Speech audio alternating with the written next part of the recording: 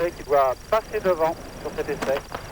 Alors que la sixième série du 400 est partie avec Aldo Canti, le Français, qui est au couloir numéro 2 et qui a pris, ma foi, un bon départ, puisqu'il a remonté une partie du décalage qu'il avait sur ses concurrents, mais c'est dans la deuxième moitié du parcours qu'il faut que Canti tienne, notamment contre l'Australien Brown et le Soudanais Hassan El Kashif. Aldo Canti qui est en troisième position à la lutte à l'entrée de la ligne droite, où se présente en tête Bruce Frayne, l'Australien. Aldo Canti qui tire sur ses bras et qui va terminer selon toute vraisemblance deuxième de sa série. Frayne qui l'emporte devant donc Canti, et en troisième position le japonais Takano, 46 secondes 0.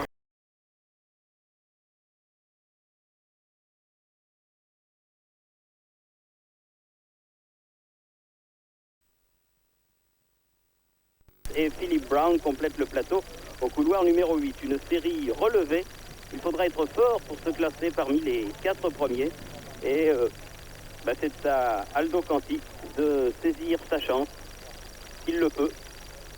Aldo Canti qui, à Lausanne, il y a 3 semaines de cela, avait fait une très très belle course, puisqu'il avait épinglé à son palmarès l'Américain Franks, qui ne fait pas partie de la sélection US cette année, et le recordman d'Europe, Skamral, l'Allemand.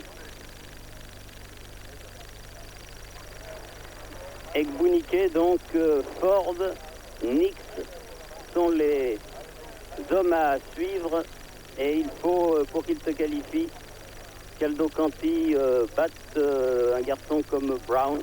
Il faut partir très très vite. Aldo Canti a l'habitude de partir lentement parce qu'il se fait un bon finisseur, mais là nous sommes en quart de finale olympique et tous les concurrents sont pratiquement d'un niveau supérieur au sien.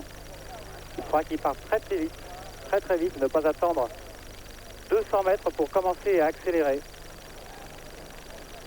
Il faut qu'il se fasse violence en quelques cas.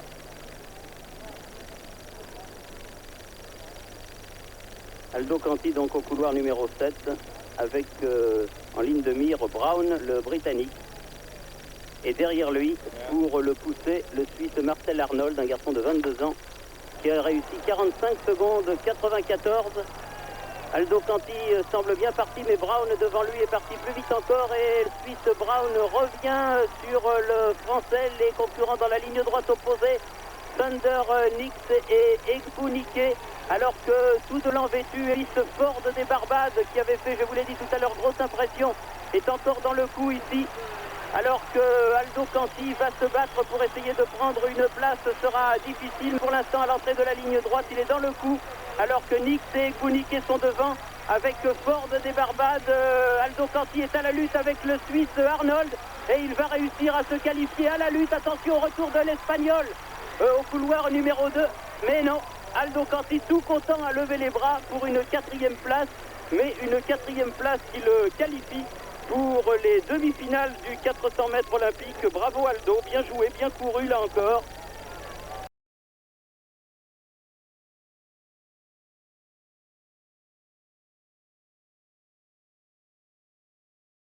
Très relevé, comme le sont du reste toutes les demi-finales aux Jeux Olympiques. Mais enfin, cette demi-finale du 400 mètres qui va nous être proposée maintenant, et dans laquelle Aldo Canti, qui s'est qualifié en réussissant 45 secondes 64 centièmes à l'occasion de son quart de finale, s'annonce très difficile pour lui, car il y a beaucoup d'athlètes qui ont battu leur record personnel pour parvenir à ce niveau de la compétition. C'est le cas par exemple de l'Australien Darren Clark, qui sera au couloir numéro 1, qui a réussi 44 secondes 77 centièmes dans son quart de finale. C'est aussi le cas de l'Anglais Akabusi, qui sera au couloir numéro 2.